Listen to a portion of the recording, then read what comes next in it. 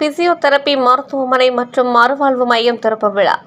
Thanjavur medical college அருகே மல்லிகா நகரில் அமைந்துள்ள புதிதாக கட்டப்பட்ட மாடர்ன் பிசியோதெரபி மருத்துவமனை மற்றும் மறுவாழ்வு மையம் கட்டட திறப்பு விழா நடைபெற்றது. மருத்துவமனை மேலாண்மை இயக்குநர் டாக்டர் ரமேஷ்குமார், இயக்குநர் கவிதா ஆகியோர் தலைமை வகித்தனர்.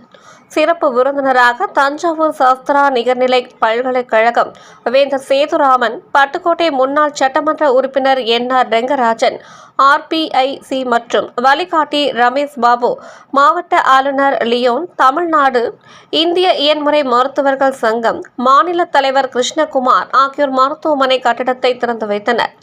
தஞ்சாவூர் மாநகர மேயர் சன் ராமநாதன், துணை mayor doctor Anjugam Boopathi, Maharaja silks உரிமையாளர் ஆசிப் அலி, டாக்டர்கள் Bharathi, Leo Joseph, VP Saravanan, Murali, Rajarajan, Kamatchi மருத்துவமனை இந்திரா ராஜ் தனபால் உள்பட பலர் கலந்து கொண்டனர்.